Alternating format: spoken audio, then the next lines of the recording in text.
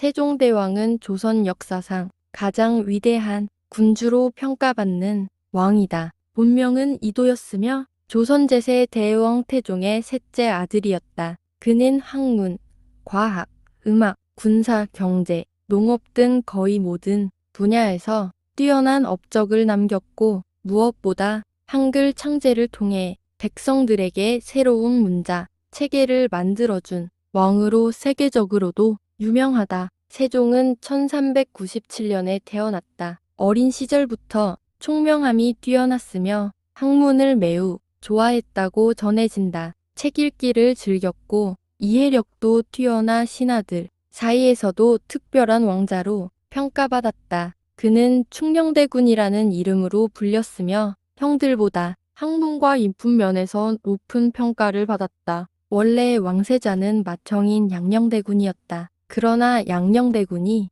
여러 문제 행동을 일으키면서 태종은 후계자를 고민하게 되었다. 결국 태종은 충녕대군의 능력을 높이 평가해 세자로 책봉했고 1418년 세종은 조선의 네 번째 왕으로 즉위하게 되었다. 세종은 즉위 후 가장 먼저 백성을 위한 정치를 중요하게 생각했다. 그는 백성이 나라의 근본이라는 유교적 사상을 실제 정치에 적극 반영했다. 세종시대는 조선 역사상 문화와 과학, 경제가 폭발적으로 발전한 황금기로 평가된다. 세종의 가장 위대한 업적은 바로 훈민정음 창제이다. 당시 백성들은 한자를 배우기 어려워 자신의 생각을 제대로 표현하기 힘들었다. 세종은 이를 안타깝게 여겼고 누구나 쉽게 배우고 사용할 수 있는 새로운 문자를 만들기로 결심했다. 그렇게 만들어진 것이 오늘날 한글의 시작인 훈민정음이었다. 세종은 직접 문자 창제에 깊이 참여했으며 학자들과 함께 체계적인 의문 원리를 연구했다. 훈민정음은 발음, 기관의 모양과 소리를 과학적으로 분석해 만들어졌으며 세계 언어학적으로도 매우 뛰어난 문자 체계로 평가받고 있다. 세종은 학문기관인 지편전을 크게 발전시켰다. 지편전에는 뛰어난 학자들이 모여 연구를 진행했고 이곳에서 다양한 서적과 과학 기술이 발전했다. 대표적인 학자로는 정인지, 성산문 등이 있었다. 과학 기술 분야에서도 세종은 엄청난 발전을 이루었다. 그는 천문학과 농업 기술 발전에 큰 관심을 가졌다. 세종시대의 과학자 장영실은 왕의 지원 아래 여러 발명품을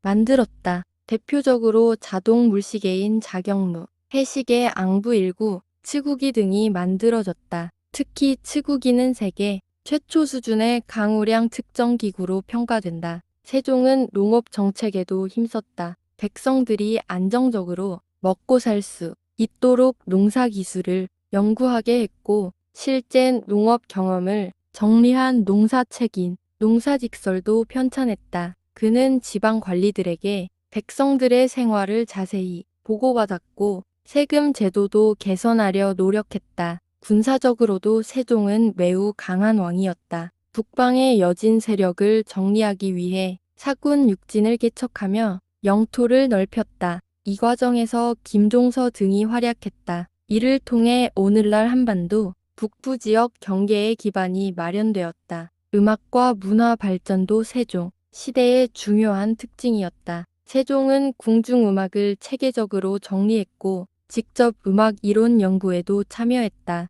또한 여러 역사서와 의학서 편찬도 이루어졌다. 대표적으로 의학서인 향약집성방이 만들어져 백성 치료에 활용되었다. 세종은 왕으로서 매우 부지런했다. 밤늦게까지 책을 읽고 신하들과 토론했으며 백성들의 작은 문제까지 관심을 기울였다. 그러나 지나친 업무와 연구로 건강은 점점 나빠졌다. 그는 당뇨와 시력 저하 등 여러 질환에 시달렸다고 전해진다. 1450년 세종은 세상을 떠났다. 하지만 그가 남긴 영향력은 조선 역사 전체를 넘어 오늘날까지 이어지고 있다. 특히 한글은 한국 문화의 핵심이 되었으며 세계적으로도 가장 과학적인 문자 중 하나로 인정받고 있다. 세종대왕은 단순한 군주를 넘어 백성을 위해 지식과 기술을 발전시킨 지도자였다. 그는 힘으로만 나라를 다스린 왕이 아니라 학문과 문화로 국가를 성장시킨 왕이었다. 그래서 오늘날에도 한국인들에게 가장 존경받는 왕 가운데 한 사람으로 기억되고 있다.